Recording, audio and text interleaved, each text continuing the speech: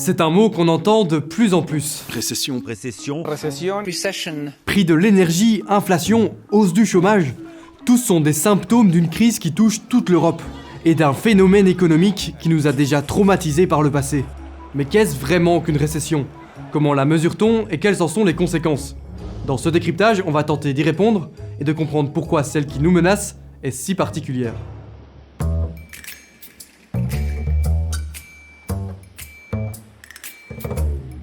L'économie, c'est parfois complexe. Dans cette vidéo, on va vous parler de croissance, d'inflation ou de banque centrale, tous des termes qui donnent parfois envie de fuir. Mais on a travaillé dur avec cet économiste pour vous rendre cette histoire la plus agréable possible, pour vous faire passer un bon moment tout en comprenant la complexité de la situation. Alors, vous êtes prêts? Pour commencer, on vous emmène à Allentown, un petit village de 2000 habitants qui va nous permettre d'illustrer la crise dans laquelle on se trouve. Dans la rue principale, un boulanger et un coiffeur sont voisins. Il se trouve que le boulanger se rend très régulièrement chez le coiffeur. C'est un client fidèle et grâce à lui, le coiffeur peut subvenir à ses besoins. Dernièrement, les affaires tournent très bien pour le boulanger. Il a sorti une nouvelle sorte de baguette qui l'a rendu particulièrement populaire. Avec l'argent récolté, il investit dans du nouveau matériel pour produire une nouvelle gamme de viennoiseries et il engage un autre boulanger pour venir l'aider. De temps à autre, le second boulanger a lui aussi besoin d'aller chez le coiffeur. Ça arrange bien le coiffeur qui gagne maintenant 2 fois plus. Et lui aussi décide d'engager un autre coiffeur pour venir l'aider. Le nouveau coiffeur est particulièrement gourmand et un grand consommateur des viennoiseries du boulanger, qui peut engager quelqu'un d'autre, et ainsi de suite. Le village génère de plus en plus de valeur. Le taux d'emploi augmente et le pouvoir d'achat avec. Ce cercle vertueux fait constamment augmenter le total des richesses du village. Dans l'économie réelle, ce gros gâteau, on l'appelle produit intérieur brut ou PIB. C'est tout ce qui est produit par un pays sur une année. Au plus le PIB grossit, au plus l'économie est en croissance. Mais cette croissance n'est pas infinie, car le village dépend aussi du monde extérieur. Un été, catastrophe. Des inondations ont détruit la moitié des récoltes de blé du pays. Le prix de la farine a doublé. Pour couvrir les coûts, le boulanger se met à vendre ses marchandises 2 fois plus cher. Les habitants et les coiffeurs continuent à acheter du pain, mais ne peuvent plus se permettre d'acheter des viennoiseries. Le village produit moins de valeur et petit à petit la croissance de l'économie ralentit. Cette situation n'est pas non plus une fatalité, car la crise à l'origine du ralentissement repose uniquement sur le prix du pain. Si la récolte est meilleure l'année d'après et qu'il y a à nouveau de la farine à un prix abordable, il reviendra à son niveau d'avant et l'économie pourra repartir. Mais la situation peut aussi empirer. En augmentant ses prix, le boulanger a perdu des fidèles clients. Il n'a plus assez d'argent pour payer les boulangers qu'il avait engagés et doit les licencier. Sans salaire, ils vont moins souvent chez le coiffeur qui lui aussi doit réduire ses effectifs. Ça fait moins de clients pour acheter du pain, etc., etc. Dans ce scénario, le PIB ralentit et peut même finir par se contracter.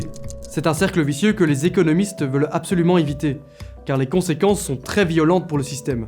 Et quand cette diminution dure plus de 2 trimestres d'affilée, on appelle ça une récession. C'est déjà arrivé dans le passé, et on s'en souvient. Dans les années 70, le prix du pétrole explose à 2 reprises. Puisque le pétrole est nécessaire pour produire plein de choses, la vie coûte beaucoup plus cher. L'investissement et la consommation baissent, et s'ensuit une récession. En 2008, des banquiers américains ont accordé des prêts immobiliers presque impossibles à rembourser, tout en pariant dessus. Ils ont créé une bulle financière de 1300 milliards de dollars qui était si grosse que quand elle a éclaté, le système financier mondial s'est effondré. Dans le chaos ambiant, les banques n'ont plus voulu prêter d'argent, il n'était donc plus possible d'investir et de stimuler l'économie. Plus récemment, c'est la crise du Covid qui a ralenti l'économie globale. Avec les restrictions sanitaires, les entreprises produisaient beaucoup moins et la population ne consommait quasi pas. Du coup, fatalement, on est entré en récession. Ce qu'il faut retenir de tout ça, c'est que ça part toujours d'une crise. Elle a un impact sur le fonctionnement de l'économie, et si ces perturbations engendrent une contraction du PIB sur plus de 6 mois, on entre en récession. Les conséquences sont moins de pouvoir d'achat pour la population, moins d'investissement pour les entreprises, et plus de chômage. Mais attention, si toutes les récessions sont causées par des crises, toutes les crises n'engendrent pas des récessions. Pour ça, il faut que la crise génère des effets secondaires. Par exemple, pendant le Covid, le confinement était plus long que prévu. Et après 2008, la confiance dans les banques s'est écroulée. Ce sont des effets secondaires à la crise qui finissent par accentuer la crise et la transforment en récession. Le risque d'une récession se précise. Perspective sombre en Europe avec 2 pays en récession, Allemagne et Italie. Les mois à venir seront difficiles, a prévenu le commissaire européen à l'économie. On l'entend partout. On s'apprêterait à entrer dans une nouvelle récession, alors qu'on se remet à peine de la crise du Covid-19. Pour comprendre comment on en est arrivé là, il faut revenir à la source du problème, la crise de l'énergie. En février 2022, la Russie envahit l'Ukraine. Les pays européens s'y opposent et sanctionnent les Russes. La Russie riposte en arrêtant de vendre du gaz à l'Europe, faisant exploser au passage le prix de l'énergie. On ne va pas rentrer ici dans les détails parce qu'on a déjà fait plein de vidéos sur le sujet. Vous pouvez les retrouver sur notre chaîne YouTube LN24+. Pour comprendre pourquoi la crise de l'énergie a ralenti l'économie en premier lieu, retournons à Allentown. Le boulanger et le coiffeur ont besoin d'énergie pour fonctionner. Pour compenser le coût des factures qui augmentent, ils montent les prix et n'engagent plus personne. Le village investit moins. Mais les habitants payent eux aussi leurs factures plus chères et ont donc moins d'argent pour aller chez les commerçants qui, en plus, viennent d'augmenter les prix. Le village consomme donc moins. En attendant, les salaires, eux, restent les mêmes. Imaginons qu'avec 5 € les habitants avaient la capacité de payer énergie, boulanger et coiffeur. Désormais, ça ne suffit plus. La valeur de leurs 5 € diminue et ce phénomène, c'est ce qu'on appelle l'inflation. Bon, l'inflation, c'est un phénomène très complexe. À petite dose, elle va de pair avec la croissance. Le niveau des prix monte en même temps que le niveau de vie des habitants. Mais l'inflation dont on vous parle ici est différente. Elle provient de l'explosion du prix d'une matière première dont personne ne peut se passer. Ça génère la montée des prix et une baisse du pouvoir d'achat, et la conséquence, c'est que ça ralentit la croissance du PIB. En simplifiant au possible, c'est ce qu'il se passe en Europe pour l'instant. Mais à l'heure où je tourne cette vidéo, on n'est pas encore tombé en récession pour autant. Il faudrait que la croissance tombe au négatif pendant 2 trimestres. Alors comment l'éviter ? La première des solutions, c'est évidemment de stopper la crise de l'énergie, à la base de tout. Mais la situation en Ukraine ne le permet pas. Une autre solution peut être de réduire l'inflation. Et ça, c'est le job des banques centrales. Ce sont elles qui sont chargées de contrôler l'argent en circulation. Et elles n'aiment pas l'inflation. Ça dévalue la valeur de la monnaie par rapport à toutes les autres, et c'est très mauvais pour les affaires. Pour la réduire, elles disposent d'un grand levier. Elles peuvent relever les taux d'intérêt auxquels les banques accordent des prêts. Ça dissuade les gens d'emprunter pour qu'ils consomment moins et que mécaniquement les prix descendent. Pour la Banque Centrale Européenne, cette inflation est 5 fois trop haute.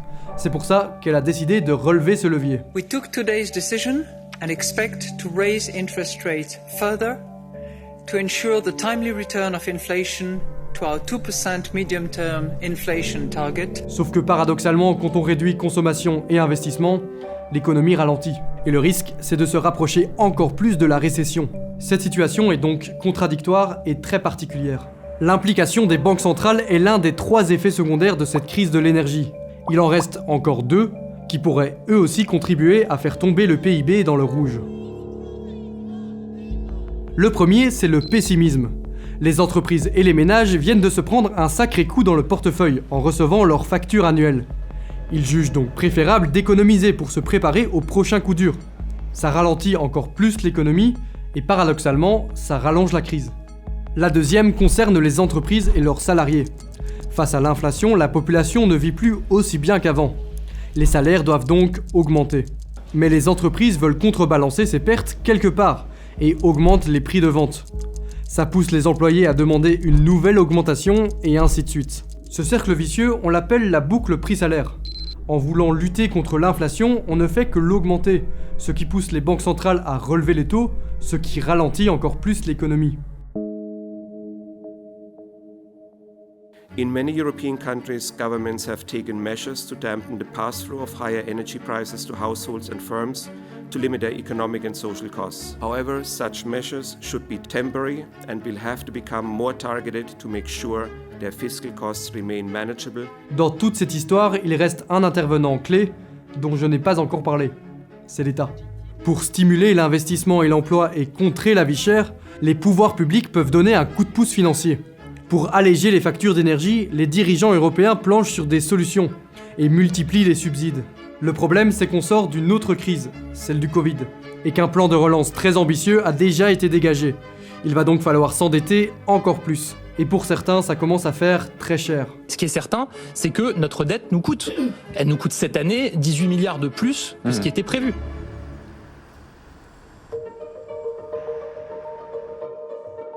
Pour l'instant, la situation semble compliquée à démêler, car la crise a donné naissance à des effets secondaires et la marge d'action des États européens est limitée. Les conséquences sont la diminution du pouvoir d'achat, l'incapacité de régler ses factures, une baisse de l'emploi et la menace d'une récession. Une chose est sûre, l'économie va tourner au ralenti tant que la crise de l'énergie bat son plein. Mais récession ou non, les conséquences de cette crise resteront significatives pour l'économie tout entière.